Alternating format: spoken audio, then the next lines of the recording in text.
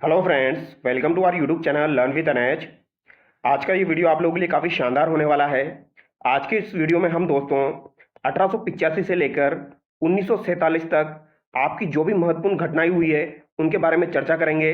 जो भी विद्यार्थी राजस्थान के अंदर पटवार एग्जाम, वीडियो एग्जाम या किसी भी अदर एग्जाम की तैयारी कर रहे हैं जहाँ पर आपका ये टॉपिक पूछा जाता है 1885 से लेकर 1947 तक जो भी आपका इतिहास रहा है उसके बारे में आज हम चर्चा करने वाले हैं।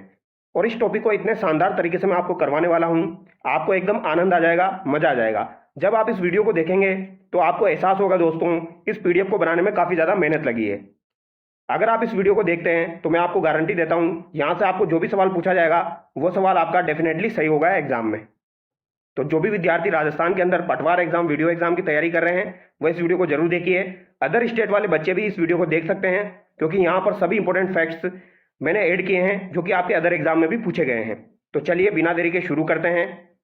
और ये मैराथन वीडियो होने वाला है, लगभग 40 मिनट का ये वीडियो रहेगा। 40 मिनट में 1885 से 1947 तक सभी टॉपिक्स में आपको कवर करवा दूंगा।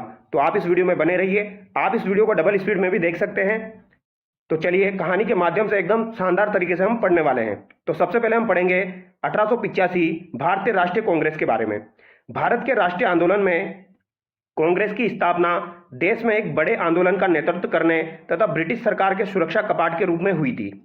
स्थापना कांग्रेस की कब हुई थी? तो 28 दिसंबर 1885 को कांग्रेस की स्थापना हुई थी।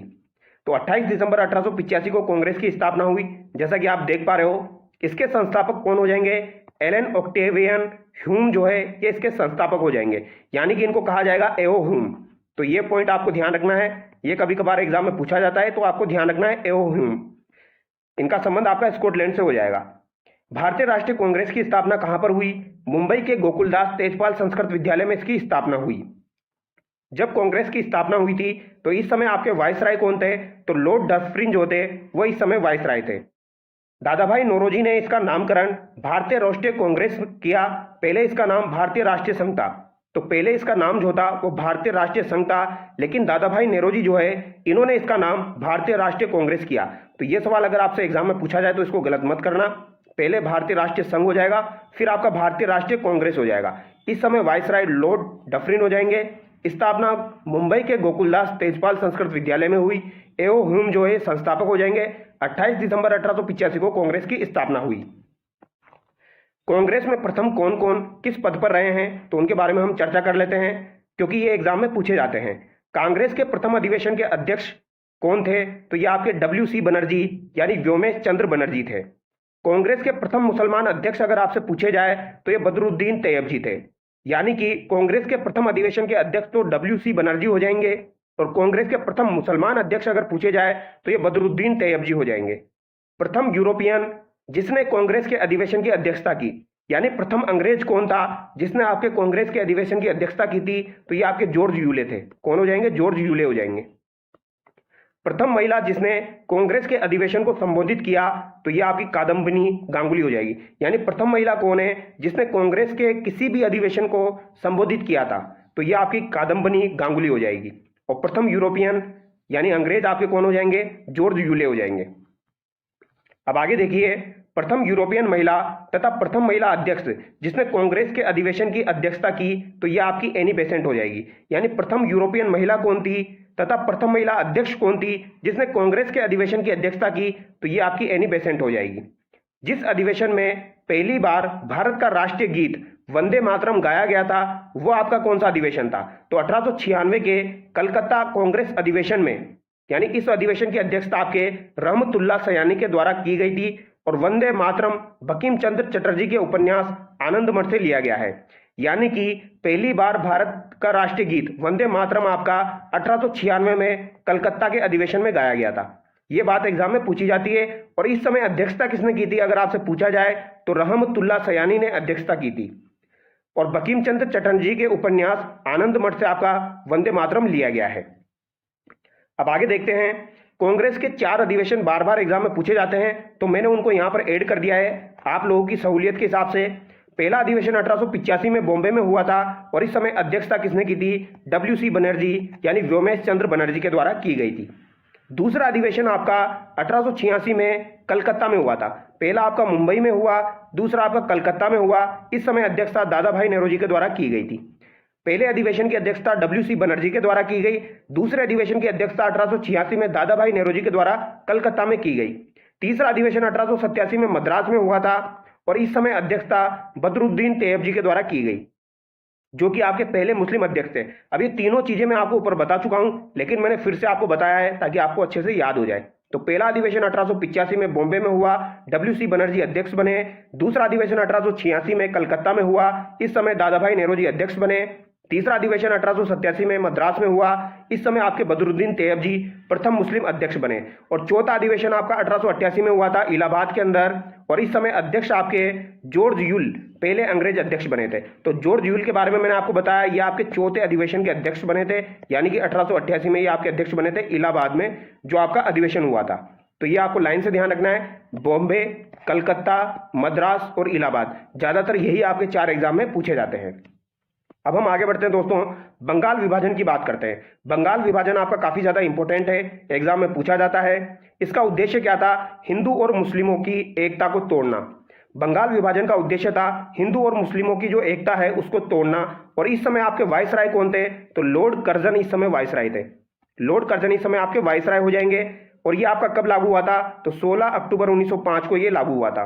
तो ये डेट काफी बार एग्जाम में छप जाती है, तो ध्यान रखना है। 16 अक्टूबर 1905 को आपका बंगाल विभाजन हुआ था। बंगाल जो विभाजन हुआ था दोस्तों, ये 2 तरीके से हुआ था, 2 भागों में बटा था, यानी कि एक आपका पश्चिम बंगाल हो जाएगा और एक आपका हो जाएगा पूर्वी बंगाल। तो एक पश्चिमी बंगाल है और एक पूर्वी बंगाल है। पश्चिमी बंगाल और पूर्वी बंगाल में क्या फर्क है वो आपको ध्यान रखना है। बंगाल, बिहार और उड़ीसा जो है ये आपके पश्चिम बंगाल में आ जाएंगे। जैसा कि आप मैप में देख पा रहे होंगे दोस्तों, ये बंगाल देखिए आप, ये आपका हो जाएगा दोस्तों पूर्वी बंगाल, ये वाला है आपका पूर्वी बंगाल है, ठीक है। और इसके अलावा इधर वाला जो हो जाएगा आपका ये पश्चिमी बंगाल हो जाएगा। तो यहां पर देखिए आप पश्चिमी बंगाल, बंगाल, बिहार और उड़ीसा, इसमें क्या था? हिंदू जनसंख्या का बाहुल्य क्षेत्र था, यानी हिंदू जनसंख्या अधिक मात्रा में पश्चिम बंगाल में थी आपकी। जबकि पूर्वी बंगाल जो हमने देखा, इसमें आपका पूर्वी बंगाल आ जाएगा, असम आ जाएगा, और इसमें मुस्लिम जनसंख्या का बाहुल्य क्षेत्र था। यानी कि अगर आपसे पूछा जाए बंगाल का जो विभाजन हुआ था उसमें पश्चिम बंगाल और पूर्वी बंगाल में हिंदू जनसंख्या का बाहुल्य क्षेत्र कौन सा था? तो पश्चिम बंगाल था। और मुस्लिम जनसंख्या का बाहुल्य क्षेत्र आपका कौन सा हो जाएगा? तो ये आपका पूर्वी बंगाल हो जाएगा। 16 अक्टूबर 1905 को ये लागू हुआ। लॉर्ड कर्जन इस समय वाइसराय थे। 16 अक्टूबर 1905 से विभाजन लागू हो गया। विभाजन के फलस्वरूप बंगाल एवं संपूर्ण देश में रोष एवं विरोध की लहर फैल गई। तो यहां पर रोष और विरोध की लहर फैल गई बंगाल विभाजन के बाद। 16 अक्टूबर 1905 को शोक दिवस के रूप में मनाया गया। तो 16 अक्टूबर 1905 को जिस दिन आपका बंगाल का विभाजन हुआ, इस दिवस को शोक दिवस के रूप में मनाया गया। रविंद्रनाथ टैगोर के आह्वान पर 16 अक्टूबर 1905 को रक्षाबंधन दिवस के रूप में मनाया गया। तो रविंद्रनाथ टैगोर के आह्वान पर 16 अक्टूबर 1905 को रक्षाबंधन के रूप में भी मनाया गया। तो यह रक्षाबंधन दिवस के रूप में मनाया गया, यह फैक्ट भी आपका इंपॉर्टेंट है। किसके आह्वान पर? रविंद्रनाथ टैगोर के आह्वान पर। बंगाल विभाजन के अवसर पर ही रविंद्रनाथ टैगोर ने अपना प्रसिद्ध गीत अमार सोनार बांग्ला लिखा। तो बंगाल का जब विभाजन हुआ था इस समय ही रविंद्रनाथ टैगोर के द्वारा अमार सोनार बांग्ला लिखा गया। यह गीत अब भी आपका बांग्लादेश का राष्ट्रगान है। तो अमार सोनार बांग्ला रविंद्रनाथ टैगोर के द्वारा लिखा गया और यह आपका बांग्लादेश का राष्ट्रगान हो जाएगा, और यह आपके बंगाल विभाजन के समय लिखा गया। अब हम देखेंगे दोस्तों 1906 मुस्लिम लीग के बारे में। तो 1905 जो आपका बंगाल विभाजन हुआ था इसके बारे में आप इतने फैक्ट ध्यान रखिए। और बंगाल विभाजन आपका दोबारा से रद्द कब हुआ? तो 1911 में उसको रद्द कर दिया गया। तो 1911 वाला फैक्ट अभी आपके आगे आएगा। मैं एकदम आपको सीक्वेंस से पढ़ा रहा हूं दोस्तों, ताकि अगर आपसे एग्जाम में सीक्वेंस पूछ लिया जाए तो सीक्वेंस भी आपको याद रहे, ठीक है। 1906 में मुस्लिम लीग की स्थापना हुई थी। बंगाल विभाजन की घोषणा के पश्चात मुसलमानों का एक शिष्टमंडल जिसमें 36 लोग शामिल थे, आगा खां के नेतृत्व में 1 अक्टूबर 1906 को शिमला में वाइसराय लॉर्ड मिंटो से मिला। यानी कि जब आपका बंगाल विभाजन हो गया तो मुसलमानों का एक शिष्टमंडल जिसमें आपके कितने लोग थे? 36 लोग थे। वो आगा खां के नेतृत्व में 1 अक्टूबर 1906 को शिमला में वाइसराय लॉर्ड मिंटो से मिले। तो लॉर्ड मिंटो से मिलने के बाद क्या हुआ? इस शिष्टमंडल ने केंद्रीय, प्रांतीय और स्थानीय निकायों में मुसलमानों के लिए पृथक निर्वाचक मंडल की मांग की। तो पृथक निर्वाचक मंडल की मांग मुस्लिम लीग के द्वारा की गई थी, ये बात आपको ध्यान रखनी है। ढाका के नवाब सलीमुल्लाह के नेतृत्व में 30 दिसंबर 1906 को तो ढाका के नवाब सलीमुल्लाह जो है, इनके नेतृत्व में 30 दिसंबर 1906 को ढाका में आयोजित एक बैठक में मुस्लिम लीग की स्थापना की घोषणा की गई। तो मुस्लिम लीग की स्थापना की घोषणा आपकी 30 दिसंबर 1906 को ढाका में हुई थी, सलीमुल्लाह के नेतृत्व में हुई थी। तो ये बात आपको ध्यान रखनी है। अब आगे बढ़ते हैं।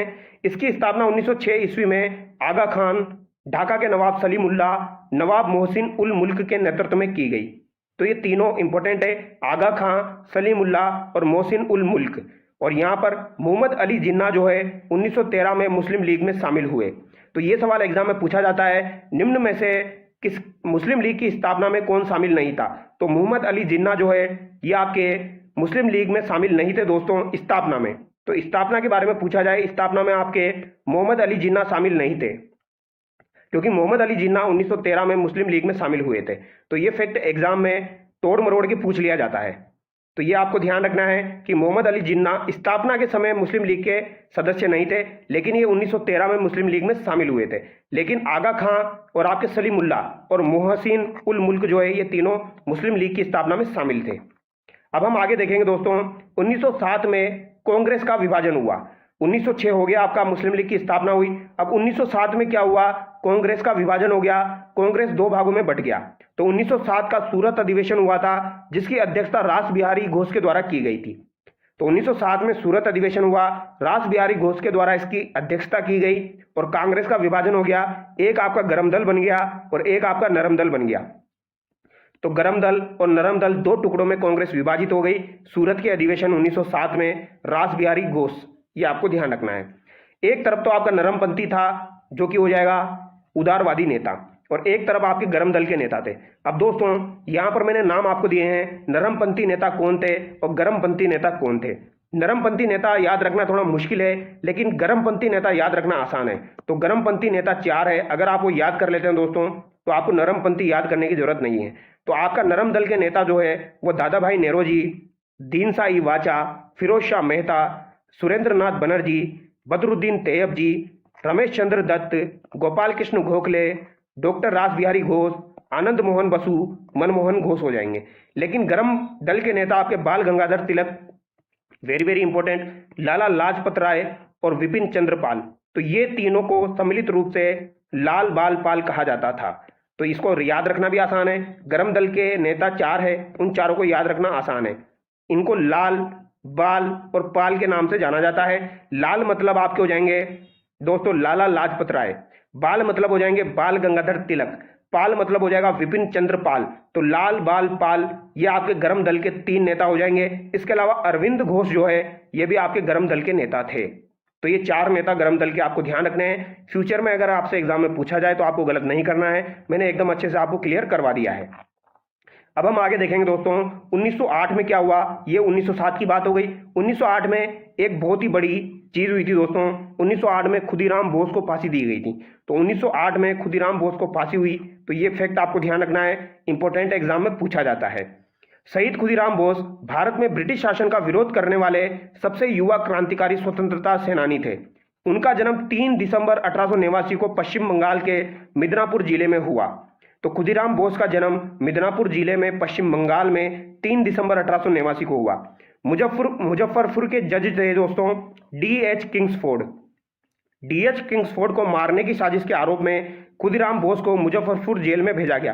तो मुजफ्फरपुर की जो जेल थी दोस्तों, इसमें आपके D.H. किंग्सफोर्ड को मारने के लिए इनको भेजा गया था। ये आपको ध्यान रखना है। यानी कि D.H. किंग्सफोर्ड को मारने की साजिश में खुदीराम बोस को मुजफ्फरपुर की जो जेल थी उसमें रखा गया था, जिसे मुजफ्फरपुर षड्यंत्र के रूप में जाना जाता है। तो किंग्सफोर्ड आपको ध्यान रखना है, किसको मारने की साजिश के रूप में? तो D.H. किंग्सफोर्ड, जो कि मुजफ्फरपुर जो है दोस्तों उसके आपके कौन हो जाएंगे? ये जज हो जाएंगे। तो 11 अगस्त 1908 को 18 साल की उम्र में उन्हें फांसी पर लटका दिया गया, जिसने उन्हें भारतीय स्वतंत्रता आंदोलन का सबसे कम उम्र का शहीद बना दिया। तो ये बात आपको ध्यान रखनी है दोस्तों, वेरी वेरी इंपॉर्टेंट है, एग्जाम में पूछी जाती है। मैं एक बार फिर से रिपीट कर देता हूँ, ये खुदीराम बोस जो नाम है ये अगर आपका एग्जाम में पूछा जाए तो आपको ध्यान रखना है। 11 अगस्त 1908 को 18 साल की उम्र में इनको फांसी पर लटका दिया गया, जिसने उन्हें भारतीय स्वतंत्रता आंदोलन का सबसे कम उम्र का शहीद बना दिया। तो सबसे कम उम्र के शहीद हो जाएंगे स्वतंत्रता आंदोलन के दौरान आपके कौन हो जाएंगे? खुदीराम बोस हो जाएंगे। अब हम देखेंगे 1911 में क्या हुआ। तो मैंने आपको बताया 1905 में दोस्तों आपका बंगाल का विभाजन हुआ था। लेकिन बंगाल का जो विभाजन हुआ था, पश्चिमी बंगाल, पूर्वी बंगाल, वो आपका रद्द हुआ 1911 में। तो 1911 में बंगाल का विभाजन रद्द हुआ। तो ये फैक्ट आपको ध्यान रखना है, एकदम सीक्वेंस हम पढ़ रहे हैं। फिर 1913 में क्या हुआ दोस्तों? 1913 में गदर पार्टी की स्थापना हुई। गदर पार्टी भारत में ब्रिटिश शासन को समाप्त करने के लिए भारतीयों द्वारा आयोजित एक अंतर्राष्ट्रीय राजनीतिक आंदोलन था। इसका गठन 1913 में हुआ। इसका मुख्यालय सैन फ्रांसिस्को में था। तो इसका मुख्यालय कहां पर हो जाएगा? सैन फ्रांसिस्को में इसका मुख्यालय हो जाएगा। इसकी स्थापना लाला हरदयाल और सोहन सिंह भाभना के द्वारा की गई। तो लाला हरदयाल और सोहन सिंह भाभना के द्वारा दोस्तों गदर पार्टी की स्थापना 1913 में की गई। इसका मुख्यालय सैन फ्रांसिस्को में था। तो ये बात आपको ध्यान रखनी है, ये आपका वेरी वेरी इंपॉर्टेंट है। अब हम आगे बढ़ते हैं। 1914 में दोस्तों आपका प्रथम विश्व युद्ध शुरू हुआ था। तो 1914 में आपका प्रथम विश्व युद्ध शुरू हुआ और ये 1914 से आपका 1918 तक चला था। तो प्रथम विश्व युद्ध 1914 में शुरू हुआ और ये आपका 1918 तक चला था। ये बात आपको ध्यान रखनी है।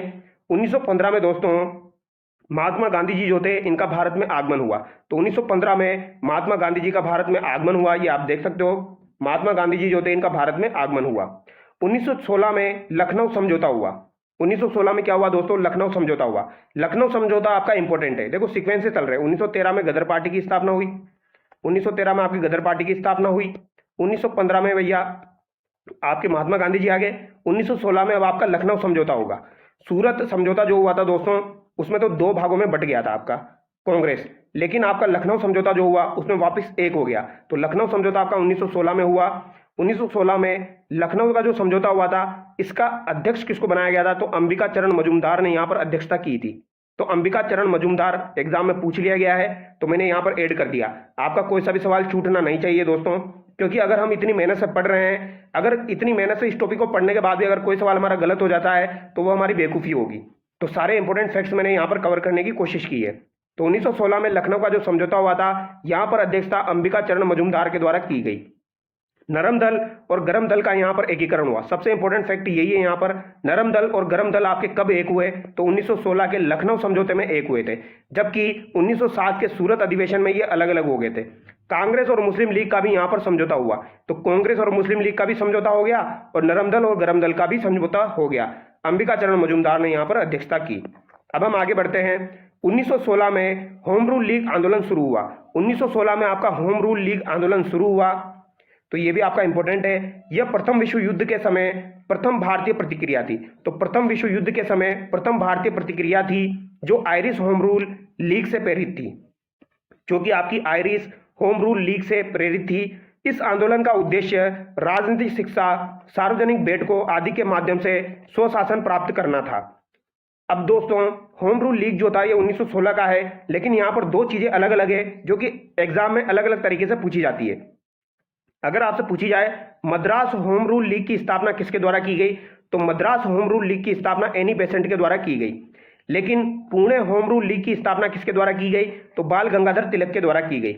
यानी कि दोनों अलग अलग फैक्ट है, इनको मिक्स मत करना आप। मद्रास होम रूल लीग की स्थापना एनी बेसेंट ने की थी, जबकि पुणे होम रूल लीग की स्थापना आपकी बाल गंगाधर तिलक के द्वारा की गई थी। तो 1916 में नॉर्मली पूछा जाए तो होम रूल लीग की स्थापना 1916 में हुई। आयरिश होम रूल लीग से प्रेरित थी। लेकिन मद्रास होम रूल लीग पूछा जाए तो एनी बेसेंट करना है, पुणे होम रूल लीग पूछा जाए तो बाल गंगाधर तिलक करना है। अब आगे देखते हैं चंपारण आंदोलन। तो महात्मा गांधी जी से संबंधित है आपका चंपारण आंदोलन, जो कि 1917 में हुआ था। तो ये आप देख सकते हो दोस्तों, चंपारण आंदोलन हो रहा है आपका 1917 में। अब चंपारण आंदोलन क्यों हुआ था, ये एग्जाम में पूछ लिया जाता है, तो इसके बारे में चर्चा करते हैं। 1917 में चंपारण बिहार के एक स्थानीय नेता, जिनका नाम हो जाएगा राजकुमार शुक्ल। तो चंपारण बिहार के एक स्थानीय नेता थे राजकुमार शुक्ल, ये नाम इंपॉर्टेंट है। ये गांधी जी से मिले और चंपारण बिहार की स्थिति के बारे में इनको बताया, और वहां की 3 कटिया प्रणाली, कौन सी प्रणाली दोस्तों, 3 कटिया प्रणाली जो है उसके बारे में इन्होंने बताया। तो 3 कटिया प्रणाली आपकी वेरी वेरी इंपॉर्टेंट है। इसके बारे में गांधी जी को इन्होंने इन्फॉर्म किया और गांधी जी को चंपारण चलने के लिए कहा। 19वीं शताब्दी के प्रारंभ में अंग्रेज बागान मालिकों ने किसान से यह करार कर लिया था कि वे अपनी भूमि को 3/20 में हिस्से पर नील की खेती अवश्य करेंगे।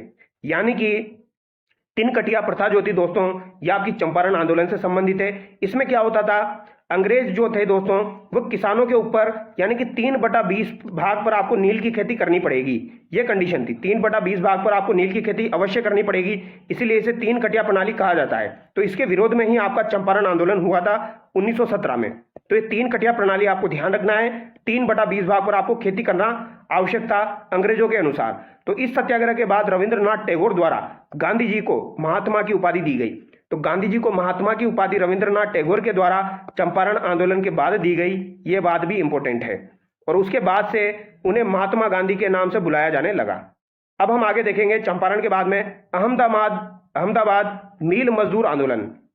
तो अहमदाबाद का जो मील मजदूर आंदोलन हुआ था यह आपका 1918 में हुआ था। देखो नाम से आपको पता लग गया, मील मजदूर आंदोलन, यानी कि चंपारण सत्याग्रह के बाद 1918 में गांधी जी अहमदाबाद के कपड़ा मिल मजदूरों से मिले और उनकी समस्या को समझा। यहां का विवाद प्लेग एक बोनस को लेकर था। प्लेग आपकी बीमारी होती है दोस्तों, प्लेग एक बोनस को लेकर था। जब प्लेग की समाप्ति हुई तो मिल मालिक बोनस को समाप्त करना चाहते थे। तो मिल के जो मालिक थे वो बोनस को समाप्त करना चाहते थे। मजदूरों ने इसका विरोध किया तथा गांधी जी ने मजदूरों को हड़ताल पर जाने को कहा। तो मजदूरों को हड़ताल पर जाने को कहा, यानी गांधी जी ने मजदूरों का साथ दिया। तो अहमदाबाद मील मजदूर आंदोलन जो था ये 1918 में हुआ। अब आगे देखिए दोस्तों, खेड़ा आंदोलन के बारे में हम देख लेते हैं। खेड़ा आंदोलन आपका इंपॉर्टेंट है, खेड़ा आंदोलन आपको ध्यान भी रखना है दोस्तों। खेड़ा आंदोलन आपको ध्यान क्यों रखना है दोस्तों, क्योंकि सीक्वेंस आपका एग्जाम में पूछा जाता है। तो चंपारण के बाद में आपका क्या आ जाएगा, अहमदाबाद मील मजदूर आ जाएगा, फिर आपका खेड़ा आंदोलन आ जाएगा। इसके बाद उसी वर्ष 1918 में ही गांधी जी खेड़ा गुजरात में हो रहे किसानों के साथ अत्याचार के विरुद्ध, अंग्रेजों के यहां पर किसानों की फसलें नष्ट हो जाने के कारण बाद भी उनके करों की वसूली की जा रही थी। यानी कि यहां पर क्या हुआ दोस्तों, किसानों की फसलें जो है वो नष्ट हो गई थी, लेकिन उसके बावजूद भी करों की वसूली की जा रही थी। तो गांधी जी ने किसानों को लगान ना देने के लिए कहा और इस मामले की जांच के बाद यह निष्कर्ष निकाला कि लगान माफ कर देना चाहिए। तो खेड़ा आंदोलन आपका 1918 में हुआ था। गांधी जी के दक्षिण अफ्रीका में किए गए उनके कार्य को लेकर वे भारत में भी काफी चर्चित थे और इन आंदोलनों में भी सफलता पाते हुए वे भारत में बड़े नेता के रूप में देखे जाने लगे थे। तो ये बड़े नेता के रूप में देखे जाने लगे थे, ये आपको ध्यान रखना है। अब आगे देखिए, असहयोग आंदोलन आपका 1920 में हुआ। तो असहयोग आंदोलन आपका कब हुआ था, 1920 में हुआ था, और ये आपका काफी ज्यादा इंपॉर्टेंट है। सबसे पहले आपका चंपारण हुआ, फिर अहमदाबाद हुआ, फिर आपका खेड़ा हुआ, अब आगे आपका असहयोग आंदोलन। तो इन सब घटनाओं को देखते हुए गांधी जी द्वारा अगस्त 1920 में असहयोग आंदोलन की शुरुआत की गई। तो अगस्त 1920 में असहयोग आंदोलन की गांधी जी के द्वारा शुरुआत की गई और यह गांधी जी द्वारा भारत के प्रथम सबसे बड़ा आंदोलन में से एक था। तो गांधी जी के द्वारा शुरू किया जाने वाला प्रथम सबसे बड़ा आंदोलन में से एक था यह आपका। यह आंदोलन अहिंसक होना था, जिसमें भारतीयों को अपने खिताबों का त्याग करना था, सरकारी शिक्षण संस्थानों, सरकारी सेवा, विदेशी सामान, चुनावों का बहिष्कार करना और अंततः करों का भुगतान करने से इंकार करना था। यानी कि असहयोग करना था, अंग्रेजों का असहयोग करना इसका उद्देश्य था। यानी कि किसी भी चीज में आप अंग्रेजों का असहयोग कीजिए, चाहे सरकारी शिक्षण संस्थान हो, चाहे खिताब हो, चाहे उनका सामान हो, चाहे बहिष्कार करो, किसी भी तरीके से उनका असहयोग करो। तो ये असहयोग आंदोलन आपका 1920 में चला था और ये अहिंसक होना था, लेकिन ये हिंसक हो गया था। इसी वजह से गांधी जी ने इसे बंद कर दिया था। तो अगस्त 1920 में ये हुआ था शुरू। फिर आपकी चोरी चोरा कांड हुआ, इसी के कारण इसको बंद करना पड़ा। तो इसको समझ लीजिए आप। 5 फरवरी 1922 को दोस्तों क्या हुआ, गोरखपुर जिले में चोरी चोरा में किसानों के एक जुलूस पर पुलिस वालों द्वारा गोली चलाने पर भीड़ ने थाने को जला दिया, जिसमें 22 पुलिसकर्मी मारे गए। तो 22 पुलिसकर्मी आपके मारे गए थे, यह आपको ध्यान रखना है। गोरखपुर जिले में चोरी चोरा नामक घटना हुई थी आपकी। तो यहां पर दोस्तों 22 पुलिसकर्मी मारे गए और यह घटना आपकी 5 फरवरी 1922 को हुई थी। 5 फरवरी 1922 को यह घटना हुई और 11 फरवरी 1922 को दोस्तों आपके आंदोलन को बंद कर दिया गया, जो कि असहयोग आंदोलन था। तो असहयोग आंदोलन को गांधी जी के द्वारा 11 फरवरी को बंद कर दिया गया। हाथों हाथ बंद नहीं किया गया। 5 फरवरी 1922 को तो आपकी चोरी चोरा नामक घटना हुई, फिर उसके कुछ दिनों बाद यानी 11 फरवरी के आसपास इसको बंद कर दिया गया असहयोग आंदोलन को। तो इस घटना के बाद गांधी जी ने असहयोग आंदोलन को हिंसात्मक होते हुए देख इसको समाप्त करने का निर्णय लिया। परंतु इस असहयोग आंदोलन को समाप्त करने के फैसले की आलोचना बहुत भारतीय नेताओं ने की थी। जैसे सुभाष चंद्र बोस द्वारा इस फैसले को राष्ट्रीय संकट कहा गया। यानी सुभाष चंद्र बोस चाहते थे भैया असहयोग आंदोलन वापस ना लिया जाए। इसके साथ कई नेता जैसे चित्तरंजन दास, लाला लाजपत राय, मोतीलाल नेहरू आदि ने इस असहयोग आंदोलन को समाप्त करने के फैसले की आलोचना की थी। तो इसकी आलोचना की गई कि इसे समाप्त नहीं करना चाहिए था। परंतु गांधी जी भी अपने इस फैसले पर डटे रहे थे और बाद में इस फैसले को स्वीकार कर लिया गया। अब हम आगे देखेंगे दोस्तों स्वराज्य पार्टी। स्वराज्य पार्टी आपकी वेरी वेरी इंपॉर्टेंट है। स्वराज्य पार्टी देखिए, आप देखिए, फाउंडर ऑफ स्वराज्य पार्टी मोतीलाल नेहरू एंड चित्तरंजन दास। ये सवाल आपका दोस्तों एलडीसी के एग्जाम में पूछा गया था और काफी बार अदर एग्जाम में भी आता रहता है। तो बेसिक सा सवाल है, लेकिन बच्चे पढ़ते नहीं है तो उनके लिए वो सवाल टफ हो जाता है। तो आप एक बार इस वीडियो को देखिए, आपके सारे सवाल सही हो जाएंगे। इसके बाद कुछ नेता थे जो गांधी जी के विचारों से सहमत नहीं रहा करते थे, और ऐसे में चित्तरंजन दास और मोतीलाल नेहरू जो गांधी जी के विचारों से सहमत नहीं रहा करते थे, तो ये गांधी जी के विचारों से सहमत नहीं थे।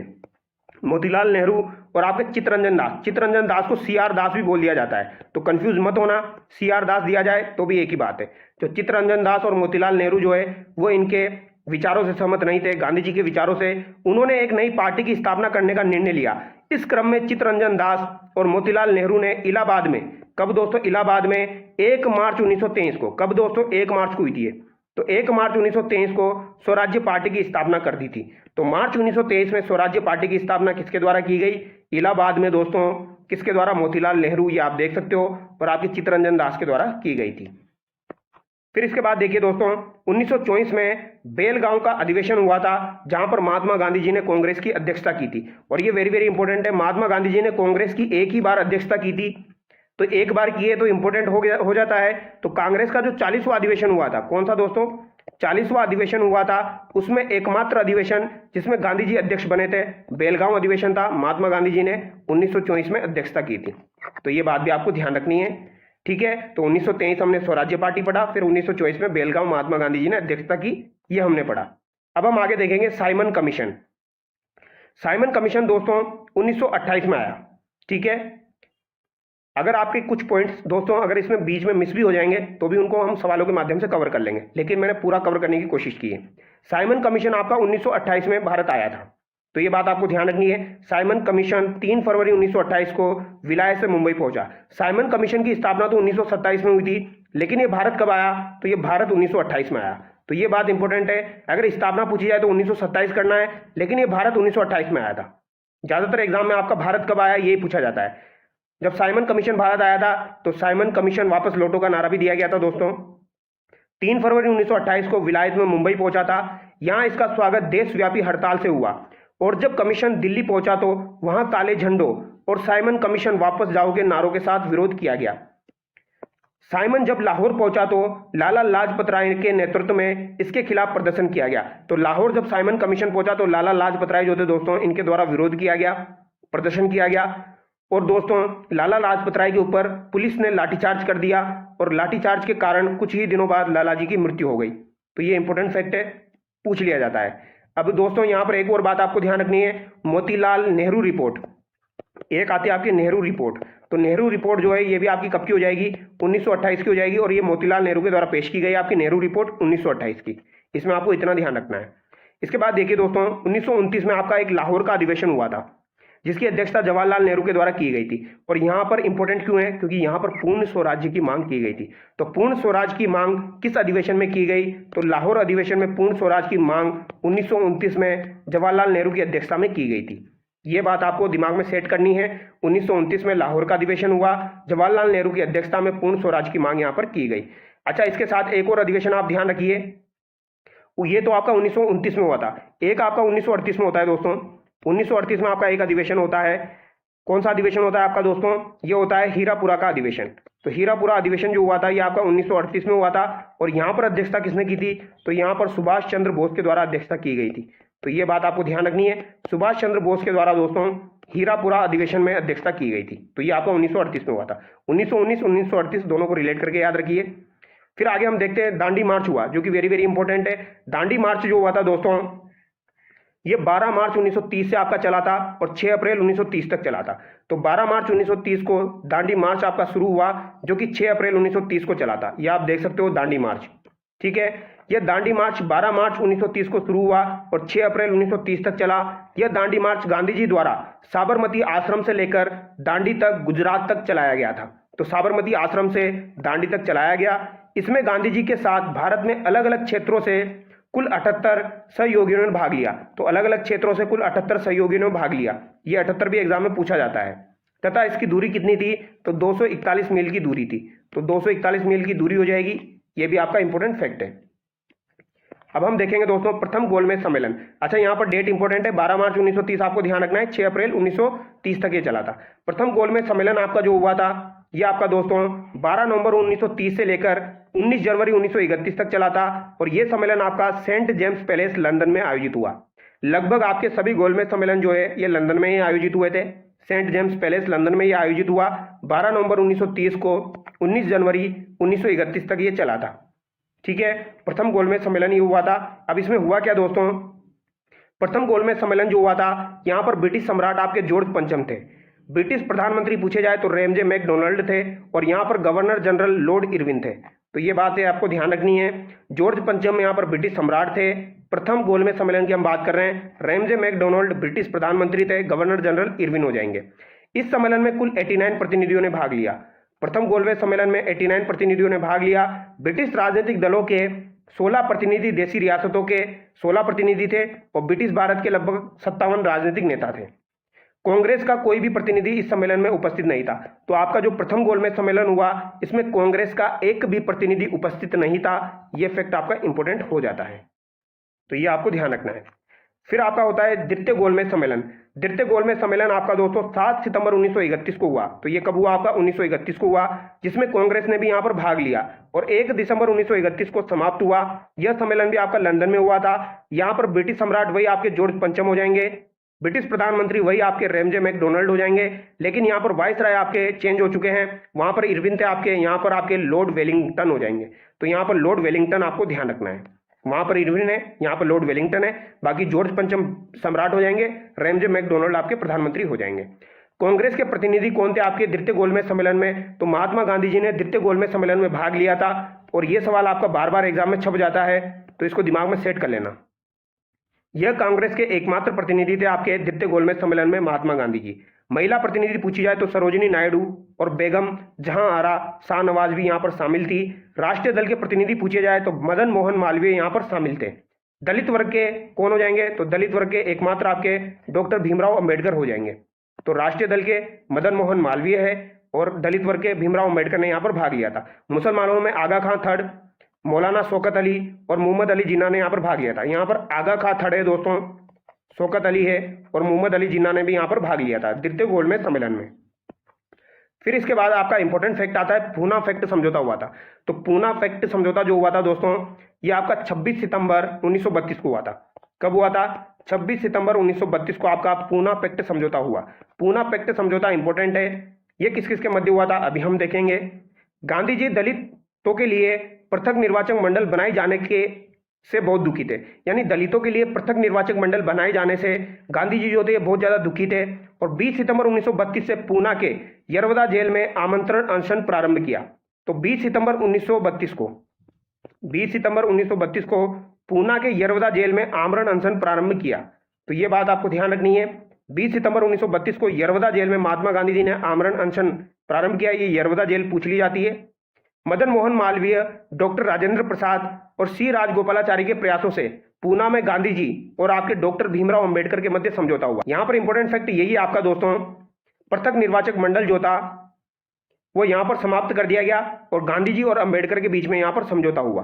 तो ये फैक्ट आपको ध्यान रखना है, ये फैक्ट आपका बहुत ही ज्यादा इंपॉर्टेंट है। तो पूना पैक्ट समझौता गांधी जी और डॉक्टर अंबेडकर के मध्य हुआ था। पृथक निर्वाचक मंडल को यहां पर समाप्त किया गया और यह आपका 26 सितंबर आपका 1932 को हुआ था। प्रांतों में दलितों के लिए सुरक्षित सीटें 71 से बढ़ाकर 147 कर दी गई। भैया आपका पृथक निर्वाचक मंडल समाप्त कर दिया, इसका मतलब ये थोड़ी है कुछ फायदा नहीं दोगे। तो यहां पर 71 से बढ़ाकर 147 कर दिया गया था दलितों के लिए सुरक्षित सीटें। इस समझौते पर गांधी जी और डॉक्टर अंबेडकर के हस्ताक्षर हुए थे, पूना पैक्ट समझौता। अब हम देखेंगे तृतीय गोलमेज सम्मेलन। द्वितीय गोलमेज सम्मेलन की विफलता के बाद 17 नवंबर 1932 से 24 दिसंबर 1932 तक, तो ये 1932 में हुआ आपका लंदन में तीसरा गोलमेज सम्मेलन आयोजित किया गया। तीसरे गोलमेज सम्मेलन में कुछ प्रतिनिधियों ने भाग लिया। ब्रिटिश सम्राट वही आपके जॉर्ज पंचम हो जाएंगे, ब्रिटिश प्रधानमंत्री रैमजे मैकडोनाल्ड हो जाएंगे और लॉर्ड वेलिंगटन वही एज इट इज आपके हो जाएंगे वाइसराय। इसमें कांग्रेस ने भाग नहीं लिया था, यानी कांग्रेस ने प्रथम अधिवेशन में भी भाग नहीं लिया, यानी प्रथम गोलमेज सम्मेलन में भाग नहीं लिया और तीसरे गोलमेज सम्मेलन में भाग नहीं लिया। केवल दूसरे गोलमेज सम्मेलन में महात्मा गांधी जी ने भाग लिया था कांग्रेस की तरफ से। तो इंग्लैंड की लेबर पार्टी ने भी यहाँ पर भाग नहीं लिया और मोहम्मद अली जिन्ना को भी यहाँ पर आमंत्रित नहीं किया गया था। अब हम देखते हैं दोस्तों भारत सरकार अधिनियम 1935। तो भारत सरकार अधिनियम गवर्नमेंट ऑफ इंडिया एक्ट 1935 यह आपका 1935 ब्रिटिश संसद द्वारा 1935 में पारित किया गया और 1937 में यह लागू हुआ था। तो यह लागू कब हुआ? 1937 में यह लागू हुआ। लॉर्ड लिनलिथगो के नेतृत्व वाली संयुक्त चयन समिति की रिपोर्ट पर आधारित था। तो यह लॉर्ड लिनलिथगो की नेतृत्व वाली संयुक्त चयन समिति की सिफारिश पर आधारित था। अब हम आगे देखेंगे 1939 द्वितीय विश्व युद्ध की शुरुआत हुई थी आपकी 1939 में, यानी 1939 में आपकी दोस्तों द्वितीय विश्व युद्ध की शुरुआत हुई। 1 सितंबर 1939 से आपकी 2 सितंबर 1945 तक ये चला था। तो ये 1939 से आपका दोस्तों 1945 तक चला। और 1940 में दोस्तों क्या हुआ? मुस्लिम लीग ने 1940 में एक अलग देश पाकिस्तान की मांग की। तो पाकिस्तान बनाने की मांग 1940 में की गई थी। किसके द्वारा की गई थी? मुस्लिम लीग के द्वारा 1940 में की गई थी। तो ये सवाल एग्जाम में पूछा जाता है। मुस्लिम लीग ने 1940 में एक अलग देश की मांग की थी 1940 में। अब हम देखेंगे क्रिप्स मिशन। क्रिप्स मिशन के बारे में आपने सुना होगा दोस्तों। ये आपका मार्च 1942 में आया था, 22 मार्च 1942। ये आप देख सकते हो Cripps mission 1942। Stafford Cripps Britain में विंस्टन चर्चिल की गठबंधन सरकार में श्रम मंत्री थे। तो क्रिप्स जो थे श्रम मंत्री थे। क्रिप्स मिशन 22 मार्च से 11 अप्रैल 1942 तक भारत आया। इसका उद्देश्य द्वितीय विश्व युद्ध में ब्रिटिश युद्ध के लिए भारतीय सहयोग प्राप्त करना था। तो क्रिप्स मिशन का उद्देश्य क्या था कि यहां से सैनिकों को भेजा जाए और वहां पर दोस्तों क्या किया जाए? मरवाने के लिए भेजा जाए, यानी लड़ने के लिए भेजा जाए। तो यह था आपका क्रिप्स मिशन। ठीक है। भारत छोड़ो आंदोलन 1942 में आपका शुरू हुआ। तो इसके बाद में हम देखेंगे भारत छोड़ो आंदोलन। ठीक है। तो क्रिप्स मिशन आपका मार्च 1942 का हो गया। भारत छोड़ो आंदोलन भी आपका 1942 का है, लेकिन इसके बाद का है। तो भारत छोड़ो आंदोलन 1942 का हो जाएगा। इस आंदोलन को आपको अगस्त क्रांति के नाम से भी जाना जाता है। तो भारत छोड़ो आंदोलन जो हुआ था इसे अगस्त क्रांति के नाम से जाना जाता है। किस क्रांति के नाम से? अगस्त क्रांति के नाम से इसे जाना जाता है। इसके बाद अंग्रेजों द्वारा ऑपरेशन जीरो आवर चलाया गया, जिसके तहत गांधी जी सहित लगभग सारे बड़े नेताओं को गिरफ्तार कर जेल में डाल दिया गया, यानी गिरफ्तार कर लिया गया। तो ऑपरेशन जीरो आवर जो है दोस्तों ये अंग्रेजों के द्वारा आपका चलाया गया था 1942 में। ठीक है। भारत छोड़ो आंदोलन के दौरान तो कौन सा चलाया गया था? Operation zero hour. तो ये पूछा जाता है। गांधी जी को अंग्रेजों द्वारा गिरफ्तार करके आगा खां पैलेस में कैद करा गया था और अंग्रेजों की ओर से पूरी कोशिश इस आंदोलन को दबाने की हो रही थी, परंतु इस आंदोलन के दूसरी पंक्ति के नेताओं ने अलग अलग क्षेत्रों में यह आंदोलन जारी रखा। इसके साथ साथ लोगों ने भी इस आंदोलन में खूब सहयोग किया। यह आंदोलन भारत के अंतिम सबसे बड़ी स्वतंत्रता संग्राम की लड़ाई में से एक बना। फिर आपका हुआ दोस्तों शिमला सम्मेलन। तो शिमला सम्मेलन ही आपका 1945 में हुआ। शिमला सम्मेलन आयोजित किया गया था। यह भारत शिमला में वायसराय लॉर्ड बेवेल और ब्रिटिश भारत के प्रमुख राजनीतिक नेताओं के बीच एक बैठक थी। तो शिमला सम्मेलन आपका 1945 में हुआ था दोस्तों। शिमला सम्मेलन यह भारत में दोस्तों लॉर्ड बेवेल और ब्रिटिश भारत के प्रमुख राजनीतिक नेताओं के बीच की बैठक थी। यह बेवेल योजना के प्रावधानों पर चर्चा करने के लिए आयोजित किया गया था। तो यह आपके बेवेल योजना जो है दोस्तों उसके प्रावधानों पर चर्चा करने के लिए आयोजित किया गया था। यह सम्मेलन आपका 24 जून 1945 को शिमला में शुरू हुआ और 14 जुलाई 1945 तक चला। यहां पर यह बेवेल योजना आपको ध्यान रखनी है दोस्तों, इससे संबंधित है आपका 1945। अच्छा दोस्तों एक फैक्ट आपका इंपॉर्टेंट फैक्ट है वो छूट गया है। हमने दोस्तों जलियांवाला बाग हत्याकांड नहीं पढ़ा। तो जलियांवाला बाग हत्याकांड आपका 1919 में हुआ था। वो फैक्ट भी आपको ध्यान रखना है, वो वेरी वेरी इंपॉर्टेंट है। और उस समय आपके वायसराय कौन थे तो वो पूछा जाता है। तो लॉर्ड चेम्सफोर्ड उस समय वायसराय थे। लॉर्ड चेम्सफोर्ड जो है ये आपके जलियांवाला बाग का जो हत्याकांड हुआ था इस समय वायसराय थे, ये आपको ध्यान रखना है। हालांकि जलियांवाला बाग हत्याकांड के बारे में आपको एकदम अच्छे से पता होगा, लेकिन आपको ध्यान रखना है 1919 में हुआ था ये आपका। और लॉर्ड चेम्सफोर्ड जो थे दोस्तों ये इस समय वायसराय थे। शिमला सम्मेलन जो था ये विफल हुआ आपका और 1946 में कैबिनेट मिशन आया आपका। तो 1946 में आपका कैबिनेट मिशन आया था दोस्तों, ये आपको ध्यान रखना है। और इसी कैबिनेट मिशन के तहत संविधान सभा की स्थापना की गई थी। तो भारत के लिए एक संविधान के निर्माण के संबंध में भारतीय नेताओं के साथ समझौते पर पहुंचना, एक संविधान बनाने वाली संस्था भारत की संविधान सभा तैयार करना, प्रमुख भारतीय दलों के समर्थन में एक कार्यकारी परिषद की स्थापना करना, तो ये उसके उद्देश्य थे। यानी कैबिनेट मिशन का सिंपल सा उद्देश्य था भारत के लिए एक संविधान का निर्माण करने के संबंध में समझौते करवाना, एक संविधान बनाने वाली संस्था के रूप में तैयार करना, भारतीय दलों को समर्थन से एक कार्यकारी परिषद की स्थापना करना। अब हम देखेंगे दोस्तों 1947। 22 मार्च 1947 को ब्रिटिश भारत का 34वां एवं अंतिम governor general Lord Mountbatten Bharat आया। तो 34वां और अंतिम गवर्नर जनरल था आपका माउंटबेटन। ये भारत आया दोस्तों। इसने क्या किया, लगभग 2 महीने की वार्ता के पश्चात लॉर्ड माउंटबेटन इस निष्कर्ष पर पहुंचा कि भारत का विभाजन जो है वो अनिवार्य है। लॉर्ड माउंटबेटन की योजना के अनुसार भारत और पाकिस्तान 2 अलग अलग देश बना दिए गए। तो भारत और पाकिस्तान का विभाजन 1947 में हुआ था दोस्तों। 22 मार्च 1947 को भारत का 24वां व अंतिम गवर्नर जनरल माउंटबेटन भारत आया था। अब यहाँ पर एक बात आपको ध्यान रखनी दोस्तों, जब भारत का विभाजन हुआ था दोस्तों भारत और पाकिस्तान का, तो एक पाकिस्तान तो आपका ये हो जाएगा और ये भी आपका पाकिस्तान का भाग था। जो आज आपका दिखाई देता है आपको बांग्लादेश, ये पहले पाकिस्तान का भाग था दोस्तों, ये आपको ध्यान रखना है। तो ये वाला जो पाकिस्तान है और ये वाला जो पाकिस्तान है, ये दोनों पाकिस्तान के अंडर में ही थे, यानी इसको भी कंट्रोल कौन करता था, पाकिस्तान ही करता था। ये आपका दोस्तों पश्चिमी पाकिस्तान हो जाएगा, ये आपका पूर्वी पाकिस्तान हो जाएगा। तो ये जो पूर्वी पाकिस्तान था इस पर भी आपका पश्चिमी पाकिस्तान का कंट्रोल था, लेकिन 1971 में दोस्तों इसको स्वतंत्र करवाया गया और यहाँ पर बांग्लादेश इसका नाम किया गया। तो यहाँ पर पाकिस्तान का कंट्रोल समाप्त हो गया। ये बात आपको ध्यान रखनी है, ठीक है। तो सभी इंपॉर्टेंट फैक्ट्स मैंने कवर करने की कोशिश की है दोस्तों। अगर आपको वीडियो वाकई में अच्छा लगा है तो वीडियो को लाइक करें, चैनल को सब्सक्राइब करें और इससे रिलेटेड जो भी आपके इंपॉर्टेंट क्वेश्चन है वो हम वीडियो में डिस्कस करेंगे नेक्स्ट वीडियो में। तो चलिए दोस्तों नेक्स्ट वीडियो मिलते हैं। Thank you so much.